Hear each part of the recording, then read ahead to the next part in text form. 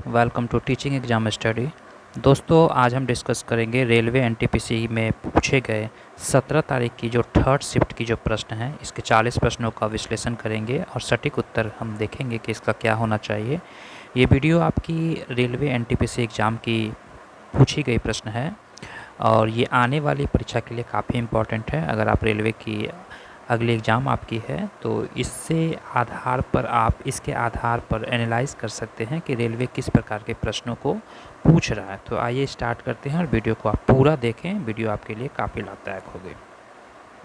तो प्रश्न है कि 10 अक्टूबर को मनाए गए विश्व मानसिक स्वास्थ्य दिवस 10 अक्टूबर को मनाए गए विश्व मानसिक स्वास्थ्य दिवस 2025 का जो थीम है वो क्या है। ऑप्शन है सेवाओं तक पहुंच, आपदाओं और आपात स्थितियों में मानसिक स्वास्थ्य।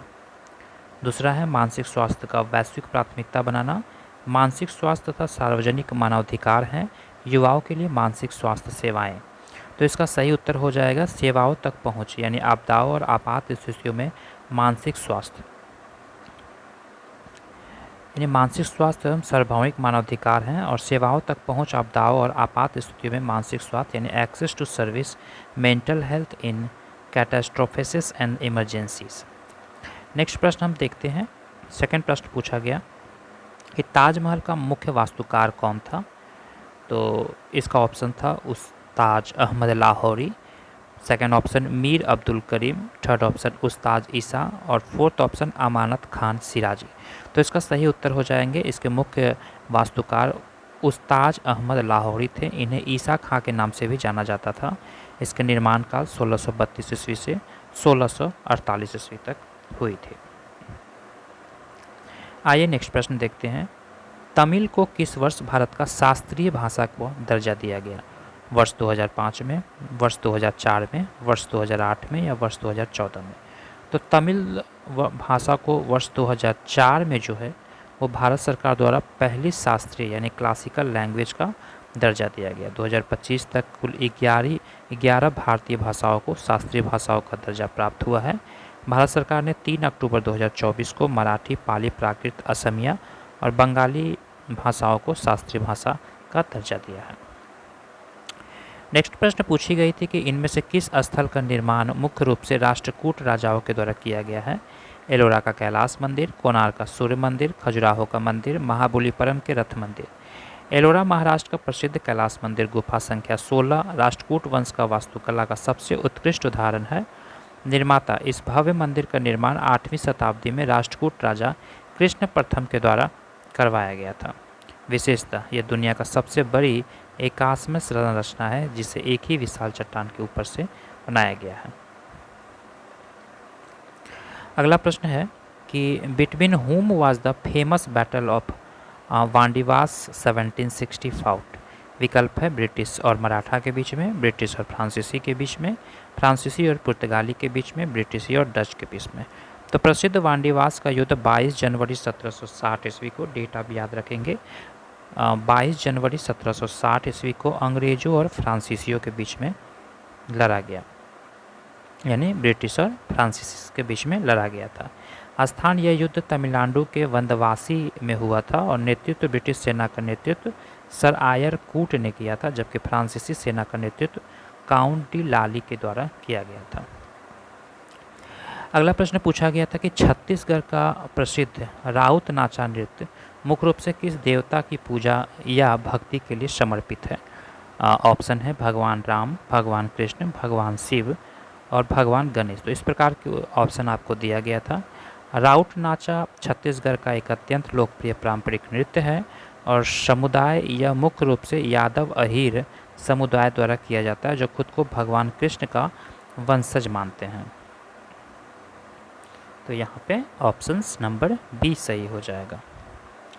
अगला प्रश्न पूछा गया था कि in which of the following articles of the Indian constitutions are the provision related to the citizenship mentioned. अनुच्छेद 1 से 4, अनुच्छेद 5 से 11, अनुच्छेद 12 से 35, अनुच्छेद 36 से 51। तो भारतीय संविधान के भाग 2 के अंतर्गत अनुच्छेद 5 से 11 अनुच्छेद 5 से 11 तक नागरिकता यानी सिटीजनशिप के बारे में बताया गया है। प्रकृति भारत में एकल नागरिकता का प्रावधान है जो ब्रिटेन के संविधान से लिया गया है। आइए दूसरा प्रश्न देखते हैं कि विंडोज़ में डिफ़ॉल्ट रिसाइकिल बिन आइकन कहाँ स्थित होता है? टास्क बार में, डेस्कटॉप पे, कंट्रोल पैनल पे या फाइल एक्सप्लोरर में? तो जब आप विंडोज़ जैसे विंडोज़ 10 या विंडोज़ 11 ऑपरेटिंग सिस्टम को इंस्टॉल करते हैं तो डेस्कटॉप ही वह मुख्य स्थान है जहां रिसाइकिल बिन का आइकन पहले से मौजूद रहता है। इसका कार्य उन फाइलों या फोल्डरों को अस्थायी रूप से स्टोर करना है जिन्हें यूजर ने डिलीट कर दिया है। अगला प्रश्न है कि 1842 ईस्वी का प्रसिद्ध बुंदेला विद्रोह मुख्य रूप से कहाँ हुआ था? बुंदेलखंड और सागर नर्मदा क्षेत्र में, बंगाल प्रेसिडेंसी में, मैसूर क्षेत्र में या अवध क्षेत्र में? तो 1842 ईस्वी का बुंदेला विद्रोह ब्रिटिश शासन की शोषणकारी भू राजस्व नीतियों और प्रशासनिक अन्याय के खिलाफ एक सशस्त्र विद्रोह था। अगला प्रश्न पूछा गया था कि विच of the following is the default file extensions of MS एक्सेल्स? तो MS एक्सेल्स का जो फाइल एक्सटेंशन है वो .csv है, यानी विकल्प सी यानी कॉमा सेपरेटेड वैल्यू इसका फुल फॉर्म होता है। वैसे तो आधुनिक एक्सेल का मुख्य डिफ़ॉल्ट एक्सटेंशंस .xlx होता है, लेकिन आपके द्वारा दिए गए 4 विकल्पों में संकेत .csv ही एक्सेल से संबंधित फॉर्मेट है। अगला प्रश्न पूछा गया था कि विच of the article of the Indian constitution primarily provide the special provision for the rights of the women and children? अनुच्छेद 15 के 3, अनुच्छेद 17, अनुच्छेद 18, अनुच्छेद 14। तो भारतीय संविधान में महिलाओं और बच्चों के अधिकारों के लिए मुख्य रूप से 15 के 3 यानी 1 नंबर ऑप्शन इसका सही हो जाएगा, विशेष प्रावधान करता है जो राज्य को उनके लिए सकारात्मक भेदभाव यानी सशक्तिकरण करने की अनुमति देता है। इसके साथ ही अनुच्छेद 15 का 1 में लिंग आधारित भेदभाव को रोकता है। महिलाओं और बच्चों के लिए मुख्य रूप से संवैधानिक प्रावधान है। अगला प्रश्न पूछा गया था who won the FIFA men's player of the award the FIFA best football award 2025 held in Doha? Kylian Mbappe, Lamine Yamal, Ousmane Dembele या विनीसियस जूनियर? तो सही उत्तर हो जाएगा 16 दिसंबर 2025 को दोहा के फेयरमोंट कराटारा हॉल में आयोजित समारोह में फ्रांस और पेरिस के सेंट जर्मेन के फॉरवर्ड ओस्मान डेबेले को वर्ष 2025 का सर्वश्रेष्ठ पुरुष खिलाड़ी चुना गया था। डेबेले ने 2025 में बैलन डी ओर और फीफा द बेस्ट दोनों पुरस्कार जीतकर डबल पूरा किया। अगला प्रश्न पूछा गया था कि विच of the following is an example of the सात्विक फूड? परिष्कृत आटा, मैदा, साफ किए हुए सफ़ेद चावल, लाल चावल यानी अनपॉलिश किए गए चावल, बासी अत्यधिक तला हुआ भोजन? तो योग और आयुर्वेद के अनुसार सात्विक आहार वह भोजन होता है जो शुद्ध, प्राकृतिक, ताज़ा और ऊर्जा से भरपूर होता है। लाल चावल यह एक साबुत अनाज है जो न्यूनतम प्रसंस्कृत होता है। इसे फाइबर और पोषक तत्व बरकरार रहते हैं जो मन को शांत और शरीर को सक्रिय रखते हैं। तो ये लाल चावल ऑप्शन नंबर सी इसका सही हो जाएगा।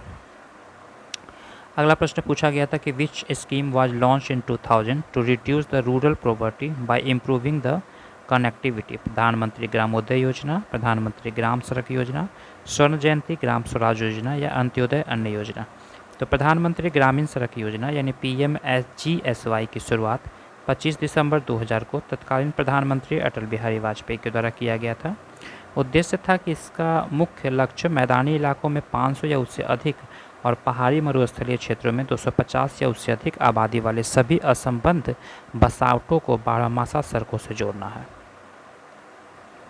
अगला प्रश्न है कि गगनयान मिशन के लिए इसरो को महत्वपूर्ण उपकरण और हार्डवेयर मुख्य रूप से कौन सा संस्था प्रदान करती है? Hindustan aeronautics limited, Bharat electronics limited, भारतीय अंतरिक्ष अनुसंधान संगठन या रक्षा अनुसंधान एवं विकास संगठन?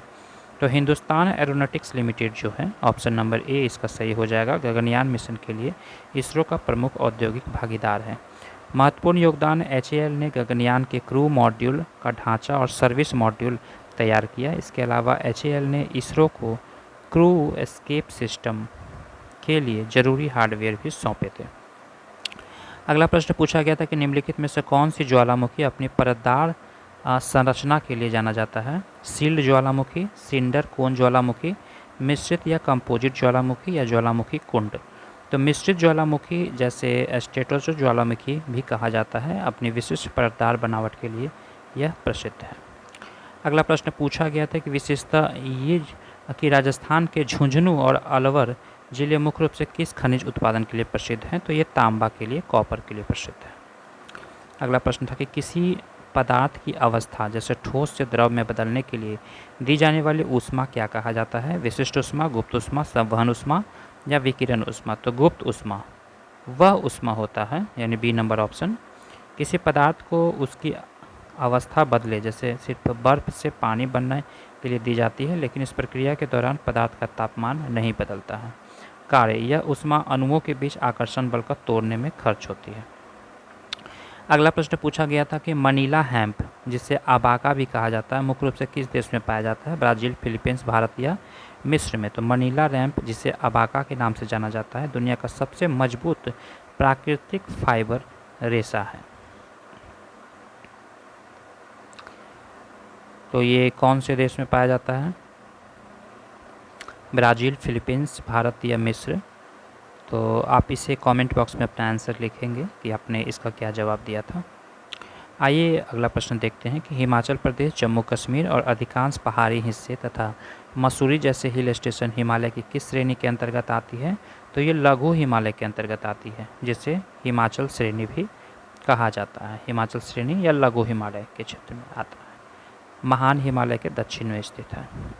अगला प्रश्न पूछा गया था कि 1028 सूक्त मंत्र और 10 मंडल किस वेद में समर्पित है? तो ये ऋग्वेद में समर्पित है।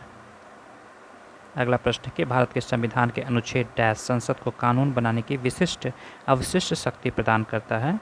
तो भारतीय संविधान के अनुच्छेद 248 को उन विषयों पर कानून बनाने की विशेष शक्ति देता है जिनका उल्लेख राज्य सूची या समवर्ती सूची में नहीं किया गया हो। तो ये इम्पॉर्टेंट प्रश्न थे जो कि 17 मार्च को रेलवे एनटीपीसी जो ग्रेजुएट स्तर की एग्ज़ाम हो रही है उसकी तीसरी शिफ्ट में क्वेश्चन पूछी गई थी। तो अगर वीडियो अच्छी लगी होगी तो चैनल को लाइक, सब्सक्राइब, शेयर ज़रूर करिएगा। वीडियो देखने के लिए धन्यवाद। Thank you very much.